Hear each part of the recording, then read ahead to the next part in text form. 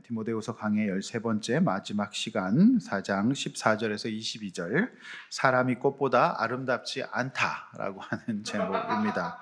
저는 이 노래가 이제 들릴 때마다 이제 안치환 씨의 사람이 꽃보다 아름다워라고 하는 노래죠. 과연 그럴까라는 생각이 듭니다. 여러분 어떻게 생각하십니까? 지금 추석 명절 연휴를 우리가 보내고 있는데 여러분이 연휴 기간에 만나는 모든 사람들은 꽃보다 아름다우십니까? 여러분 잘 한번 생각해 보시기를 바랍니다.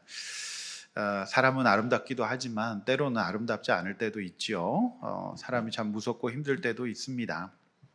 그래서 이 안치환 씨의 노래가 곧 정답은 아니다, 그런 생각을 저는 하게 됩니다. 특별히 죄인인 인간이기 때문에 그렇죠. 박용호 목사님이 지은 다시 만나는 교회라는 책에 철학자가 말했던 고슴도치 딜레마가 소개되고 있습니다. 추운 겨울에 고슴도치들이 서로의 온기를 느끼기 위해서 서로 밀착합니다. 그런데 서로의 그 가시에 찔려서 이내 서로에게 밀려난다고 해요. 이처럼 서로를 필요로 하면서도 서로에게 상처를 주는 이런 딜레마의 상황은 불완전하고 이기적인 사람들의 모임인 특별히 교회에서도 언제든지 일어날 수 있다, 이렇게 말하고 있습니다. 그럴 때 필요한 것이 무엇일까요? 서로 우리가 견뎌주는 것이다, 이렇게 말하고 있습니다. 우리가 다 부족하고 우리가 우리의 고슴도치처럼 가시를 갖고 있어요. 그런데 또한 우리가 서로가 필요한 거죠, 온기가. 그래서 이 부족하지만 교회 공동체를 통해서 우리 각자의 날카로운 가시가 뭉뚱거려지고 낮추어지는 법을 배우게 된다, 이렇게 이제 교회론을 다루고 있는 다시 만나는 교회에서는 말하고 있습니다. 지난주에 세상을 사랑하여 바울을 버리고 간 데마, 반면에 그와 함께 끝까지 했던 누가 두기고도 있었다고 말씀을 드렸습니다. 그리고 끝까지 말씀으로 디모데에게 양육해주고 싶은 죽음을 앞둔 노사도의 모습을 참으로 인상적으로 살펴보았습니다. 오늘 본문에서는 그렇다면 우리 각자의 마음을 힘들게 하고 외롭게 한 사람을 어떻게 대해야 될 것인지에 대해서 바울은 다시 한번 부탁을 하고 있습니다.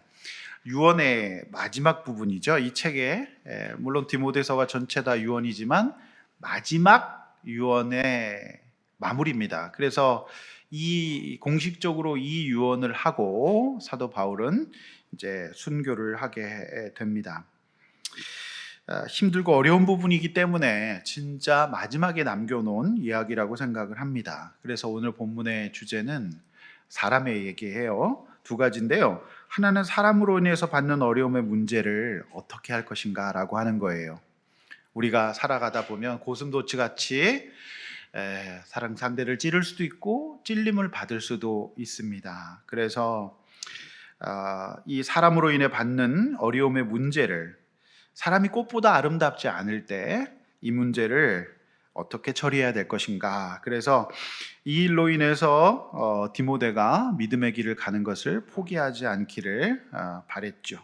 그것이 이제 14절에서 18절까지의 내용이고요. 두 번째 또 하나의 주제는 하나는 자신이 이 세상에 없더라도 남아있는 그리스도인 형제들이 서로 연결되어져서, 그래서 많은 명단들이 나오는데 이들이 소개되어져서 이제 그들이 공동체를 이루어서 자신이 했던 사역을 계속 해주기를 바라는 그런 마음의 유언이었습니다. 그래서 사람의 문제와 자신이 없는 세상에서 남은 이제 사람들이 연결되어서 주님의 일들을 계속 해주기를 바라는 이 정말 최후의 유언이 19절에서 22절, 이렇게 두 가지 주제로 오늘 본문이 구성이 되어 있습니다.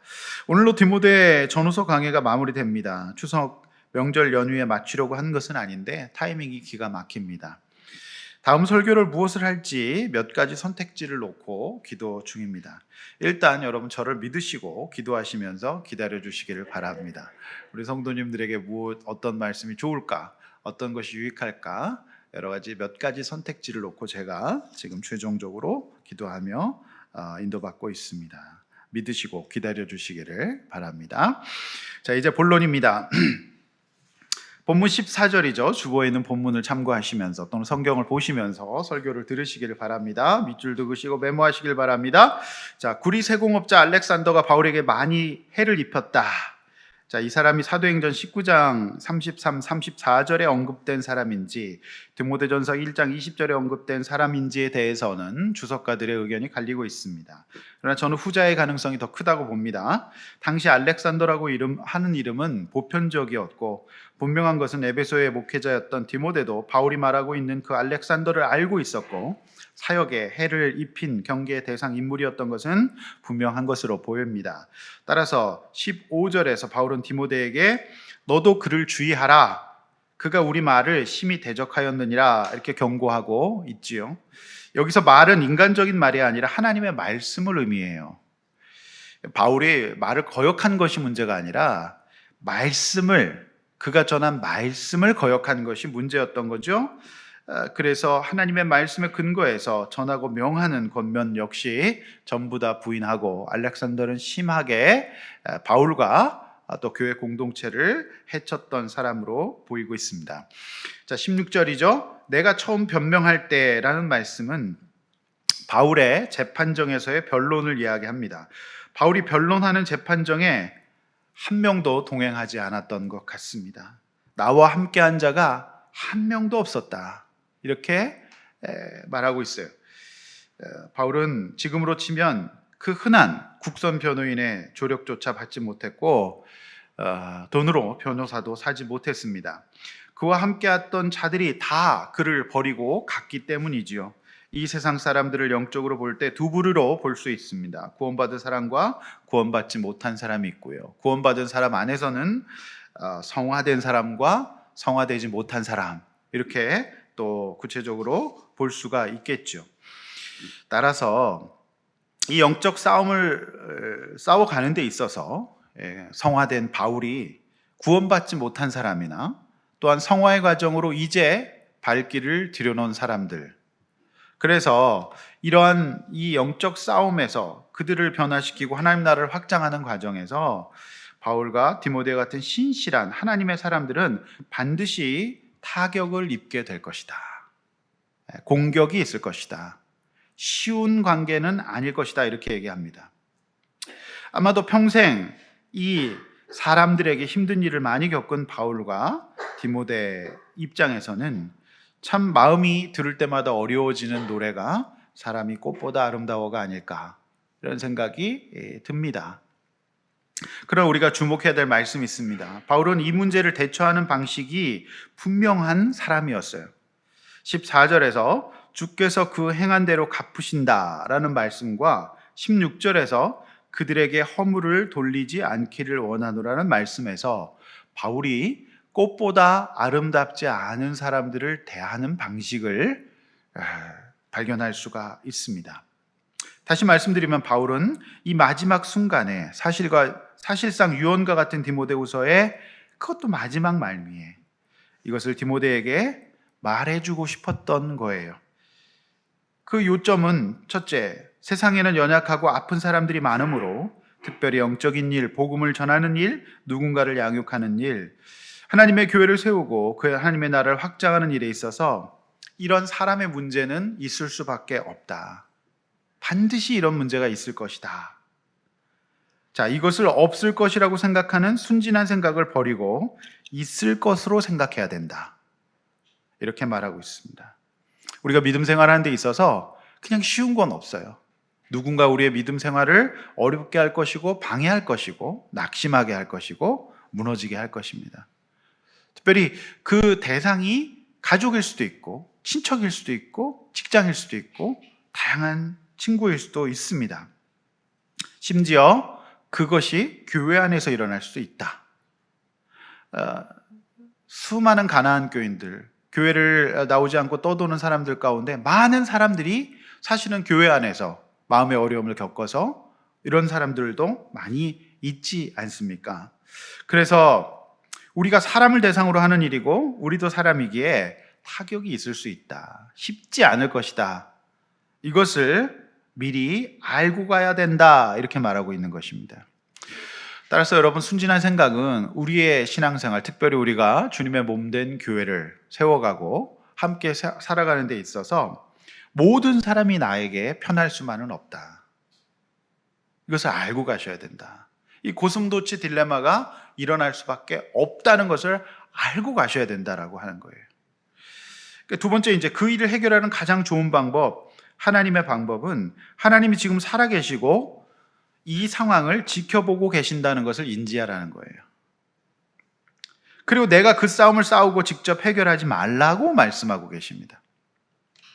제가 수요 예배 때 말씀드렸던 목장을 아둘람이라고 부르는 예인교회 이야기를 담은 예인교회 이야기라는 책을 재미있게 이번 주간 읽었습니다. 이 책에 한 예가 나오는데, 이 목장이죠, 그 아둘람에서 논쟁이 벌어졌어요. 그런데 한 분은 굉장히 아는 것이 많은 분이에요. 그래서 이제 엉뚱한 소리를 하는 분을 완전히 논쟁에서 KO 시켜버립니다. 논쟁에서 이겼어요. 그러나 과연 그게 이긴 건가? 논쟁에서는 이겼지만 관계에서는 실패한 이야기가 나오고 있습니다. 관계에서는 실패한 거예요. 그래서 이 교회의 담임 목사님께서 이런 설교를 하셨습니다. 서로 다른 이들이 모여 교회를 이루는 데 필요한 것이 세 가지 정도가 있는데, 첫째, 다름을 인정해야 된다. 둘째, 나와 생각과 주장이 다른 사람들을 너무 쉽게 마음에서 지우지 말아야 된다. 세 번째, 견뎌야 된다.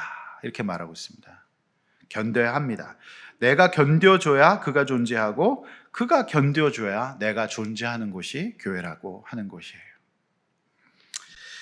여러분, 어떻게 생각하십니까? 여러분, 이게 바울이 목회자 디모데에게 미리 설명해 줬던 이야기들이에요.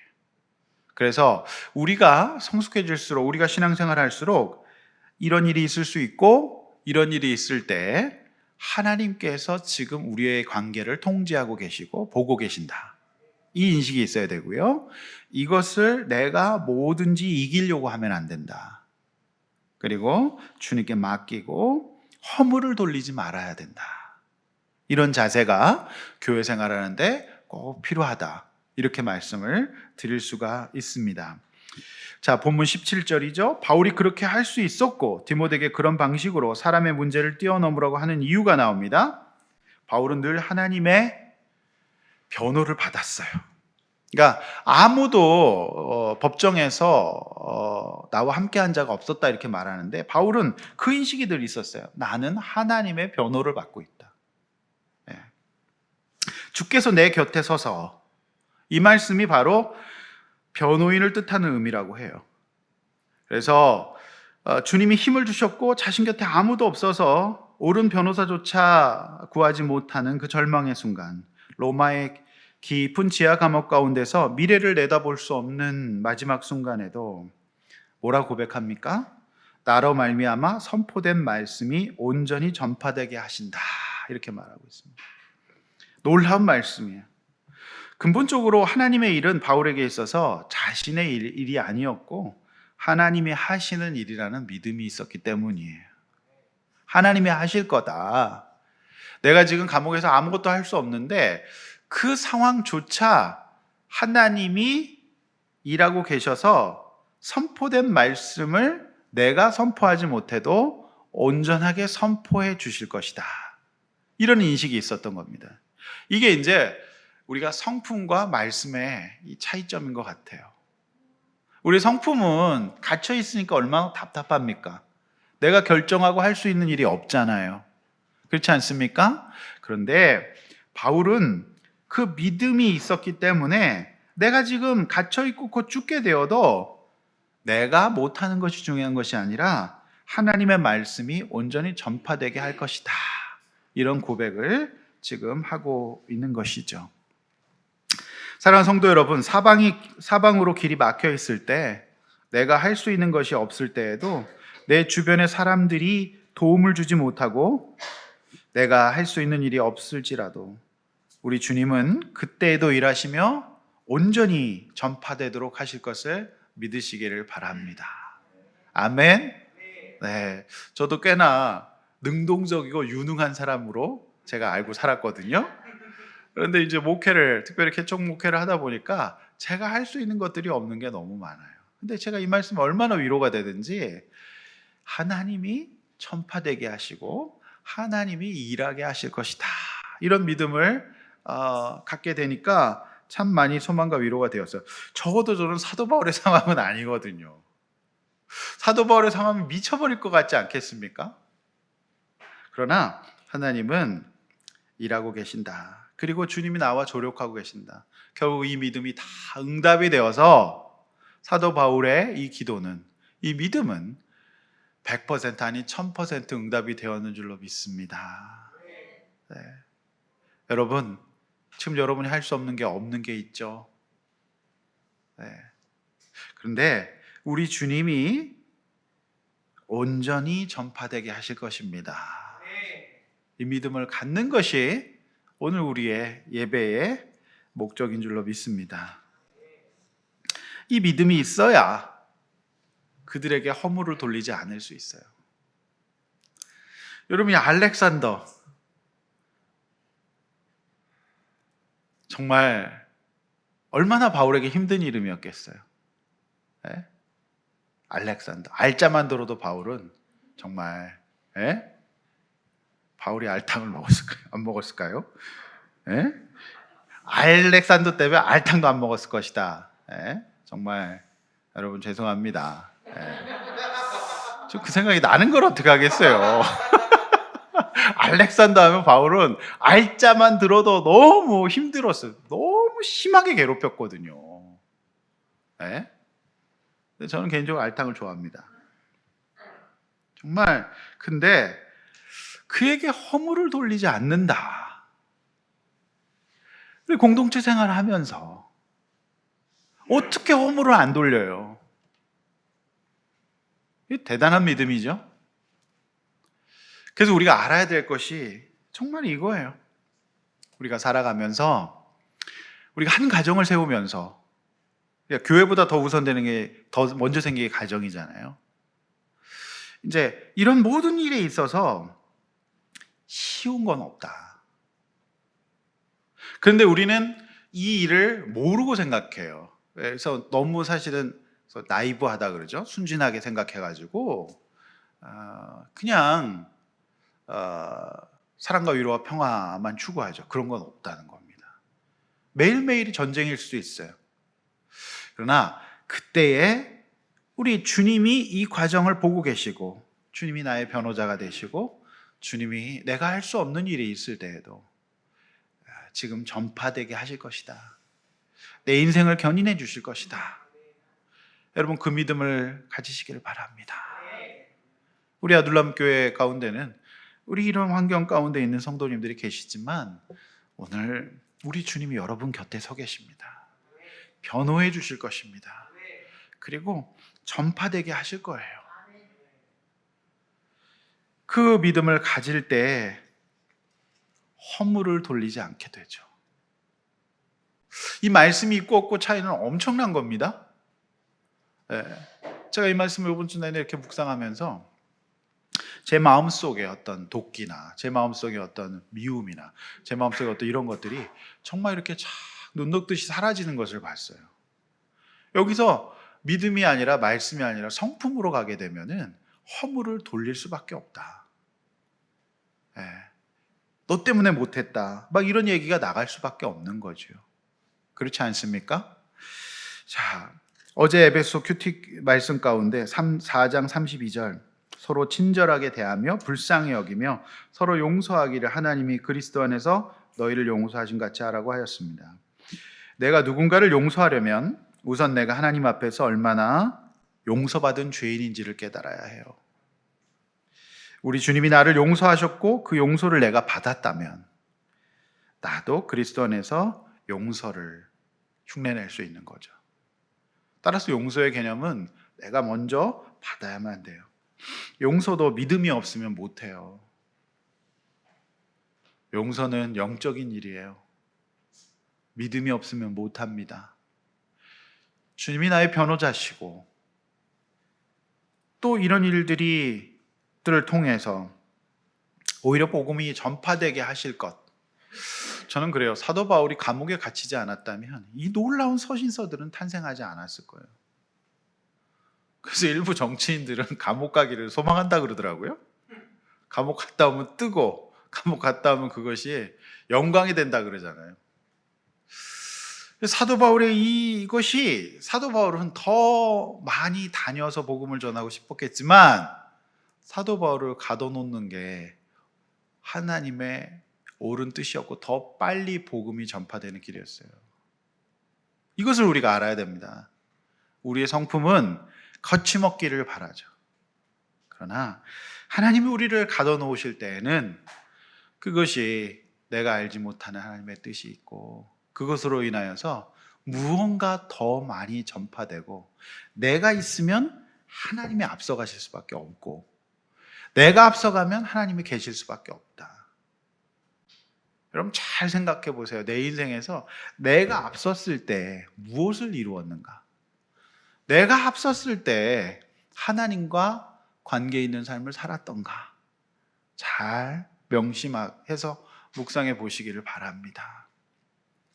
오늘 우리의 모든 매임이, 이런 모든 사건들이 하나님 앞에서 주님의 변호하심을 믿고 17절 하반절 말씀처럼 사자의 입에서 건져주실 것입니다.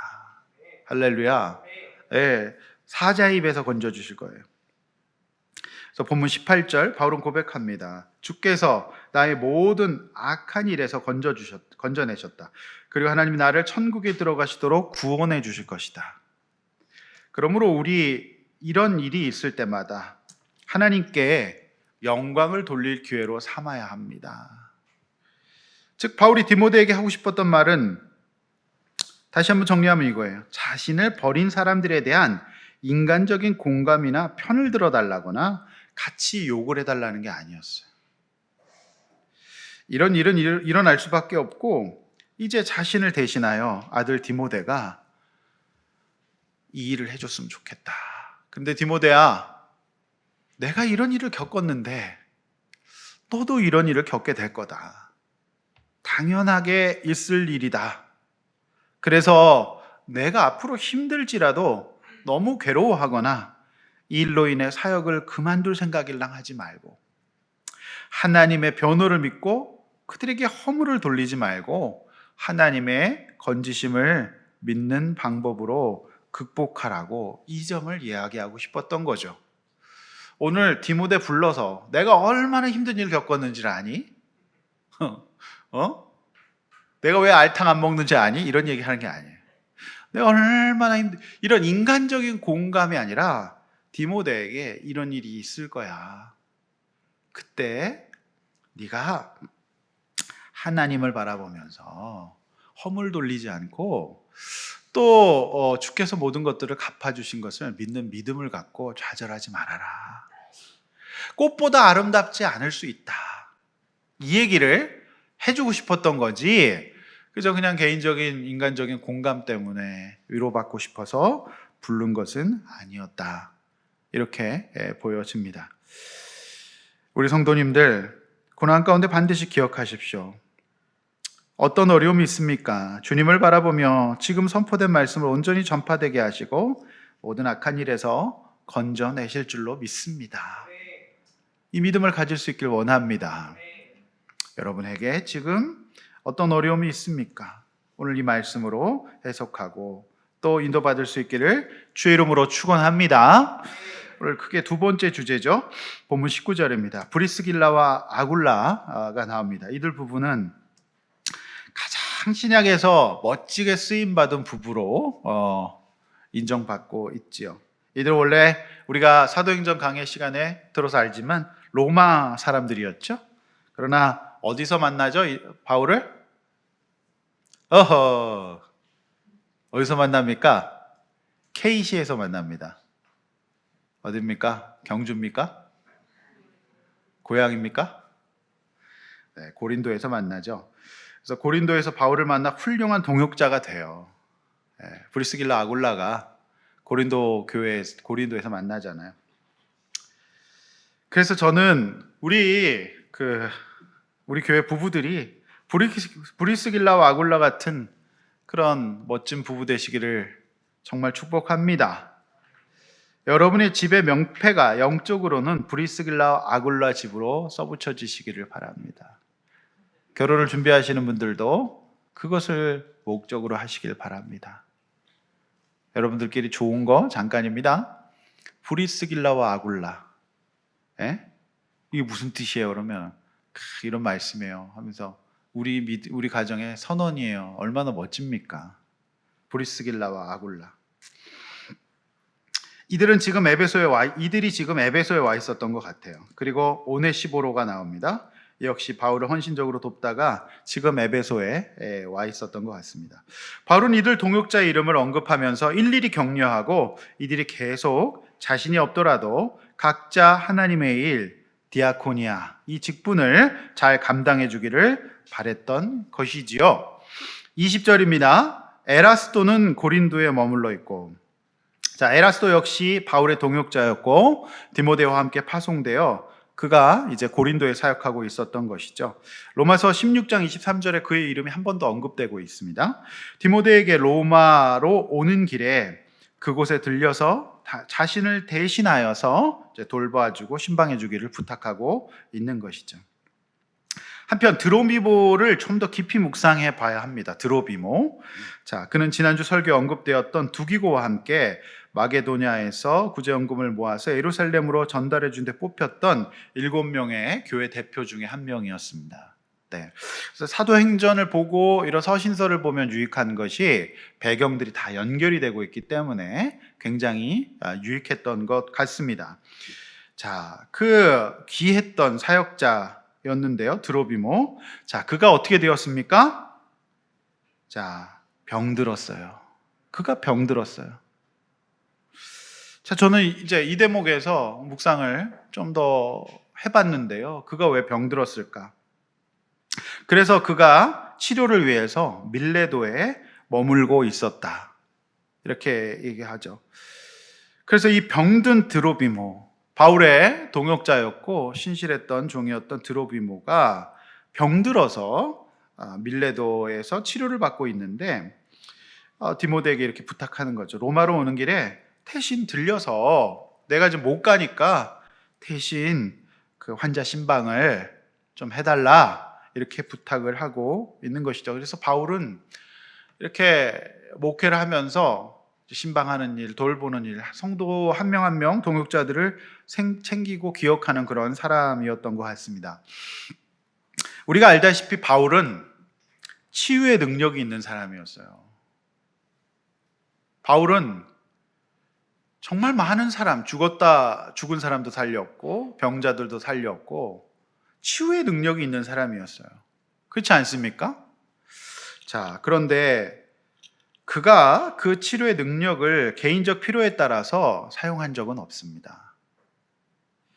자신의 영광을 위해서 어떤 개인적인 관계 때문에 그렇게 사용했던 적은 성경에서 보이지 않아요. 하나님의 섭리와 구원의 과정 가운데 꼭 필요했을 때 사도 바울은 그 치료의 통로로 사용됩니다. 자신이 치료의 능력이 있다고 광고한 적도 없고 자랑한 적도 없어요. 그런데 많은 사람들이 바울을 통해서 치료받았어요. 자, 그런데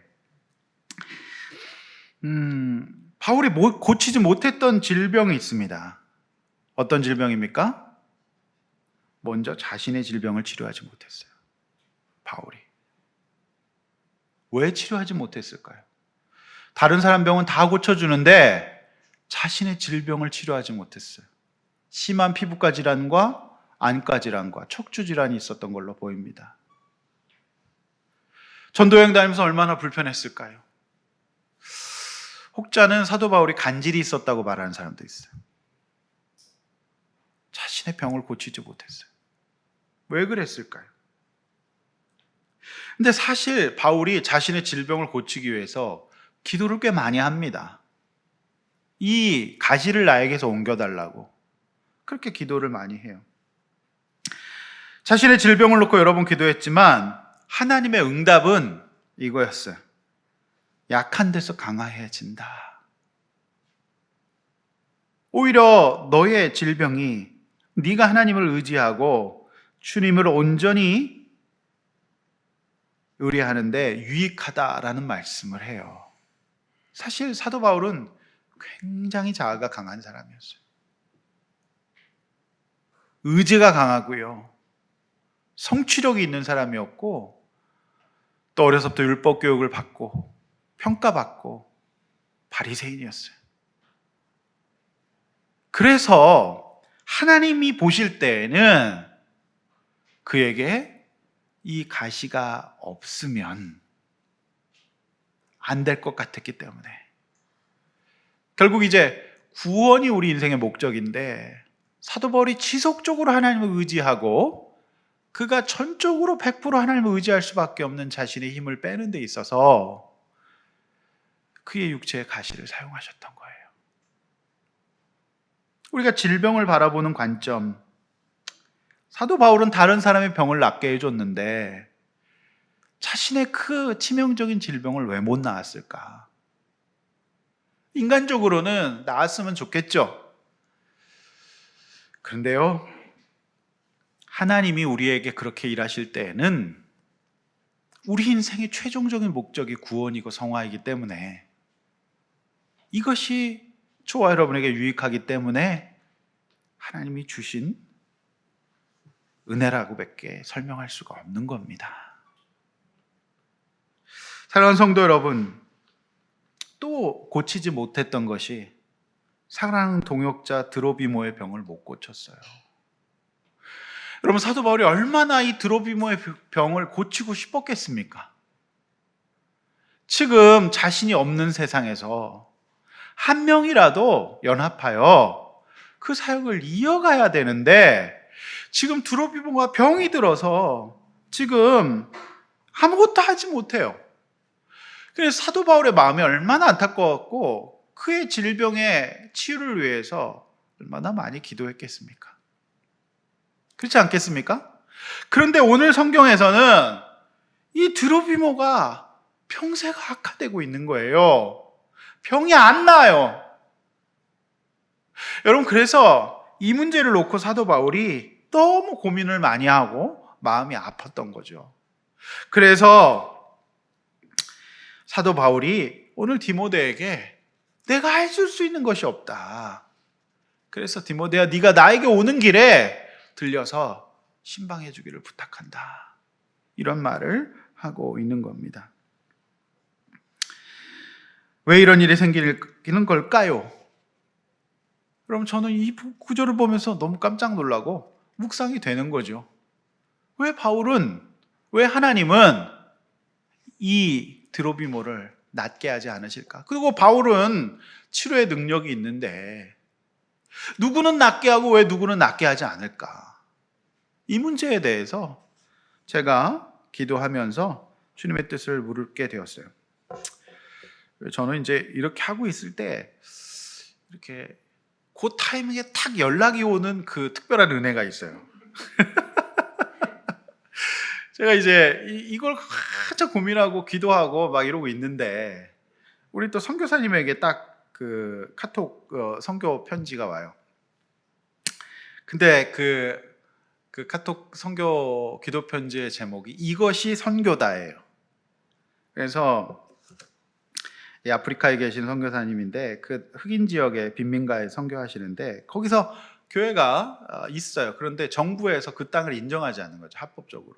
그러니까 수도도 없고 전기도 없고 합법적으로 할 수 있는 게 없는 건데, 이분이 사역하신 지 오래됐어요. 그래서 시청에 가서 계속 그 등기를 할 수 있도록 이렇게 인정을 해달라 그러는데 무려 그거를 12년째 끌고 있는 겁니다. 아프리카 행정이 그런가 봐요. 12년째 아무 이유 없이 계속 거절하는 거죠. 그래서 이제 성도들과 또 이렇게 애를 써서 막 이렇게 해서 이제 사인을 할 거라고 갔는데 원활하지 않는 행정 시스템이 답답하기만 하고 이 등기를 위해 고분분투한 것이 벌써 12년째. 네. 그래서 집에 돌아오는데 이것이 선교라는 생각이 들었대요. 답답할 때도 많았지만 현지인들의 행정체계도 문화를 존중하며 나는 내 상황에서 최선을 다하는 거, 이것들이 시청에서 읍소하러 갔다가 빈손으로 교회를 들어가면서 성도들과 함께 위로하며 기도하는. 그런데 이 선교사님의 고백이 오히려 이 일을 통해서 이 그 아프리카 현지에 있는 성도들이 더 교회를 위해서 기도하게 되고 더 하나 되게 되고 더 이렇게 용기를 내서 더 많이 뜨겁게 하나님 앞에 모여지더라는 겁니다. 그래서 가만히 이 선교사님 보니까 그 와중에서도 포기하지 않고 새벽마다 성도들과 함께 기도하고, 이 과정이 하나님이 선교기 때문에 이 어려운 일들 통해서 하나님이 우리를 양육시켜 가시고 선교사인 내가 선교가 뭔지를 할 수 있는 것이 없는데 하나님이 일하시는 것을 보게 하고, 이런 것을 보면서 이것이 선교가 아닌가 이렇게 나눔을 해주셨어요. 그래서 제가 명절 잘 보내시라고 인사를 드리고 저희가 기도한다니까 너무 감사하다 이렇게 답을 해 주었습니다. 정말 공감되는 이야기죠. 자그마치 12년을 끌고 있어요. 근데 오히려 그걸 통해서 성도들이 교회를 사랑하게 되고 기도하게 되고, 새벽 기도 안 하게 되니 기도하게 되고 막 이렇게 됐다, 이런 얘기를 하시는 거예요. 저도 이 본문을 보면서 바울의 마음이 공감됩니다. 저도 목회자로서 어떤 성도들에게 빨리 응답하시고 어떤 성도들에게 응답이 더딜 때를 보면서 주님의 뜻을 묵상하게 됩니다. 분명한 것은 우리에게 있는 남아있는 모든 문제들은 어쩌면 우리는 힘들지만 하나님의 계획과 저와 여러분들의 구원에 필요한 부분이기 때문에 그것이 하나님의 뜻이었고 옳았다는 고백을 하게 되는 그날이 오게 될 줄로 믿습니다. 우리가 비록 당장 그 질병을 해결할 수 없을지라도 오늘 우리가 해야 될 일은 무엇일까요? 오늘 이 명절에, 오늘 이 본문을 통해서 사도 바울의 인간관계 속에서 주시는 명령은 질병의 치유가 아니라 너희가 이 상황 속에서 서로를 위로하고 다른 사람들을 찾아가서 격려하는 그 연습을 시키시는 거죠. 그래서 우리가 금방 해결되지 않는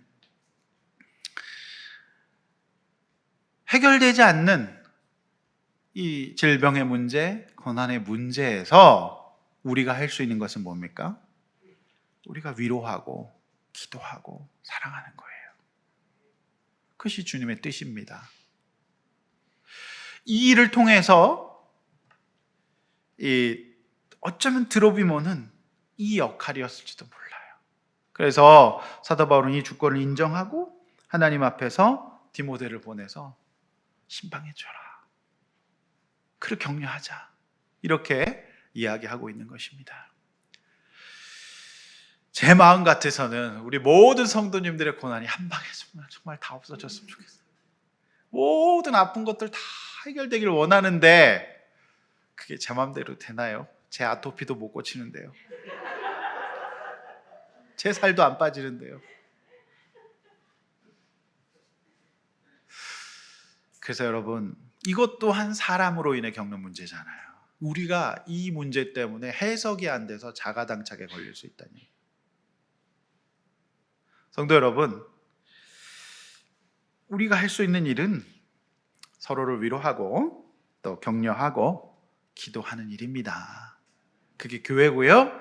그리고 그 일을 당하고 있는 본인과 가족들은 그 일을 통해서 우리가 알지 못하는 사도 바울의 질병처럼 오히려 하나님께서 복음이 전파되도록 하실 것입니다. 그래서 꽃보다 아름답지 않은 상황 속에서 뒤집어져서 우리가 모든 것들을 내려놓는 어리석은 일을 하지 말고, 이때 더 많이 위로하고 기도하고, 그 가운데 내가 못 움직이는 상황 속에서 하나님은 복음을 전파하게 하신다. 그동안 내가 많이 앞섰다면 이 일을 통해서 복음을 전파하게 하실 것을 믿으시기를 바랍니다. 할렐루야. 사랑하는 성도 여러분, 제가 수요 예배 때 태풍의 효용에 대해서 말씀드렸잖아요. 많은 사람들에게 힘들고 고통스러운 태풍이지만 하나님의 넓은 관점에서는 여러분 지구가 태풍이 없으면요 폭발해 버리고 말 거예요. 적도 사람들 다 타 죽을 거예요. 그리고 극도 극지방 사람들 다 얼어 죽을 거예요. 너무 놀랐어요. 내가 과학이 이렇게 아름다운 학문이었다는 걸 알았으면 일찍이 중고등학교 때 과학을 열심히 했을 겁니다. 근데 진짜 과학은 없어지기를 기도했던 과목인데 이 섭리가 얼마나 귀한 건가. 그렇지 않습니까? 태풍 가운데 폭풍 가운데 있으신 이번 연휴를 보내고 계신 분이 계시다면 이걸 통해서 하나님의 어떤 거대한 청소가 이루어지고 있다는 거. 아직도 나에게 그것이 가끔 가다 올 때마다 나에게 남아있는 청소가 덜 되었다는 것을 믿으시기를 바랍니다. 사실은 비가 와서 막 계곡이 한번 쓸려 내려가지 않으면 계곡이 언제 깨끗해지겠습니까? 정말 태풍이 한번 싹 지난 다음에 계곡은 진짜 좋죠. 네?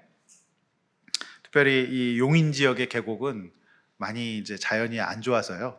태풍 비가 없으면 진짜 썩은 물이 될 겁니다. 저 고기리 계곡은 반드시 물이 많이 흘러 내려가야만 돼요.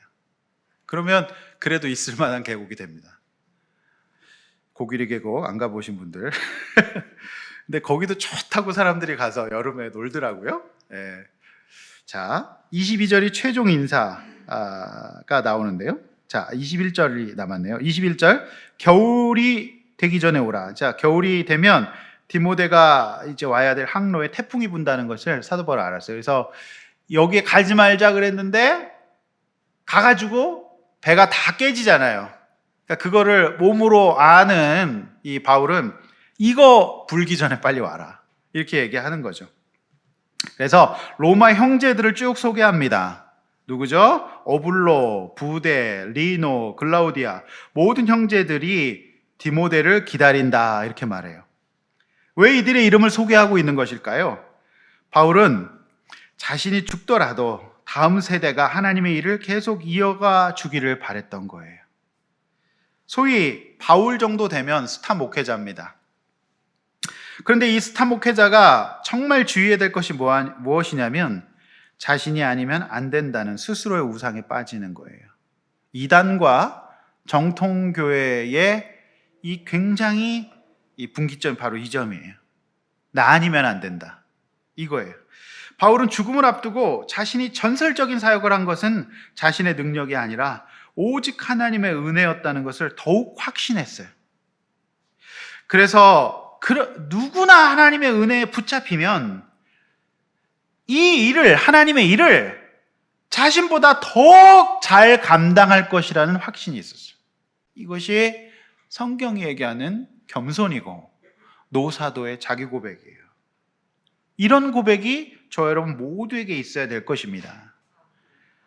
그러므로 은퇴를 하는 목회자들의 마지막은 그 목회자의 마지막 기말고사와 같습니다. 나 아니면 안 된다. 이 생각은 정말 비성경적인 생각이에요. 사도 바울이 이들을 다 불러서 디모데에게 소개하는 것은 내가 없는 세상 속에서 디모데가 이들과 연합을 이루어 팀을 이루어 제2, 제3의 바울이 되어주기를 원하는 동역자들 소개하고 연결시켜주는 일을 하고 있는 거잖아요. 그래서 바울은 정말 관심이 무엇이었냐? 자신이 하는 것이 아니라 하나님의 일과 하나님의 나라가 계속 이어지는 이 마음을 갖고 있었어요. 그래서 소위 스타 목회자가 되면 이 생각을 잊어버리기 굉장히 쉽거든요. 근데 바울은 마지막 이 정말 최종적인 권면이잖아요. 이러고서 인사하고 끝나는데 여기서 디모데와 로마에 있는 형제들을 소개하면서 그들이 너를 기다리고 있다. 그래서 내 대신 너희가 이 일을 해라. 이렇게 긍정적으로 그들을 세우고 그들을 위해서 연결하며 자신이 없는 세상에서 팀이 짜여져서 주님의 일을 해주기를 간절히 바라고 소망하는 정말 멋진 모습을 보여주고 있는 것입니다. 할렐루야. 아멘. 22절이 최종 인사죠. 바울은 이거를 끝으로 더 이상 이 세상에서 그를 남기지 못해요. 끝이에요. 이루고 순교합니다. 바울의 최종 결말을 언제나 디모데의 심령에 주께서 함께 하시길 바라는 거였어요. 그래서 늘 하나님의 은혜, 그레이스, 하나님의 은혜가 여러분과 함께 있도록, 행한 것보다 더 큰 은혜, 그러니까 바울의 인생을 쭉 살아봤을 때 은혜밖에 없었다. 은혜는 뭐예요? 기대하지 못했던 거잖아요. 전혀 기대하지 못했던 거예요. 내가 행한 만큼 한 게 은혜가 아니에요. 행한 건 없는데 그냥 베풀어 주신 게 은혜예요. 그래서 그 은혜가 함께 하기를 바란다. 제가 만약 교회 이름을 한 번 더 지을 수 있다면 목장 이름을 아둘람으로 하고 교회 이름을 동백은혜교회다. 어떨까 생각해 봤습니다. 제가 아무 생각 없고 교만해가지고 개척할 때는 정말 특별한 이름이어야 된다. 굉장히 어리석은 생각이었어요. 그냥 무난하고 보편적인 이름이 좋습니다. 아둘람 그러면 뭐 이슬람, 압둘람 막 이러고. 지난 상가에 있는데 관리 소장님이 압둘람 교회라고 계속 그래. 아니 압둘람은 이슬람 사람이고 압둘람이 아니라 아둘람입니다. 이렇게 여러 번 얘기했는데, 그 예인교회 이야기라는 책에 목장을 아둘람이라 그러니까, 그래서 정말 진짜 남는 거는 그레이스, 은혜밖에 없어요. 그래서 저와 여러분의 인생에 마지막 남는 것이 은혜다. 사도 바울이 내가 인생 살아보니까 별거 없더라, 주님의 은혜밖에 없다, 이 고백을 하고 가게 되는 것입니다. 하나님 나라와 구원에 쓰임받을 수 있는 저와 여러분의 이름이 이 하나님 나라에서 이렇게 언급될 수 있기를 원합니다. 저와 여러분이 여기 나와 있는 이름처럼 오블로, 푸네, 리오, 글라우, 오시가 나오네요. 할렐루야. 그래서 네, 그래서 이렇게 여러분의 이름이 언급될 수 있길 바랍니다. 아멘. 여러분이 어떤 이름으로 불리웁니까? 때론 병들고 아플지라도 주님의 주권과 오르심을 믿고 우리가 이 땅에 서로 위로하고 사랑합시다. 기도합시다. 이것이 성도로서 할 수 있는 최선이에요. 저 여러분의 모두의 마음에 하나님이 계시고 은혜가 늘 함께 하시기를 주의 이름으로 축원합니다. 이제 말씀 맺습니다. 이제 디모데서 강해를 오늘로 끝납니다. 사랑하는 성도 여러분, 짧은 인생입니다. 무엇을 위해 살 것인지 질문하게 되는 말씀이었죠. 사람으로 위로받기도 하지만 결국 우리가 천국 가기 전까지 이 영적 싸움, 신앙생활의 여정에서 사람으로 인해 받는 상처는 필연적일 수 있어요. 따라서 그때마다 주를 바라보며 하나님이 심판하실 것을 믿으세요. 그리고 원수 갚는 것을 내가 할 것이 아니라, 허물을 그들에게 돌리는 것이 아니라 주님 앞에 내려놓고, 나뿐만 아니라 이제 신실한 동역자와 후배들을 함께 키워냄으로써 그들이 주님의 일을 계속해서 감당하도록 연결하는 이 일을 노년의 과제로 삼는 우리 아둘람 교회 되시기를 주의 이름으로 축원합니다. 특별히 이 모든 성도들 마음속에 하나님께서 은혜를 주시기를 바랍니다. 은혜를 주시기를 바랍니다. 은혜 받아라. 아멘. 3번 하면 복 받습니다. 은혜 받아라. 네, 은혜를 많이 받으셔서 그 은혜로 여러분 인생 살아갈 수 있길 원합니다. 네, 우리 나눔을 이렇게 한번 해봅시다. 믿음으로 살려고 하는 나에게 상처를 주고 해를 입은 사람은 어떻게 대하고 있나? 그리고 하나님이 왜 나에게만 응답하지 않으시냐고 원망한 적은 없는가? 병든 드로비모의 경우를 보면서 내가 어떻게 분별할 것인가? 여러분, 내가 무엇을 해야 될 것인가? 그렇게 한번 잘 나눠보시기를 바랍니다.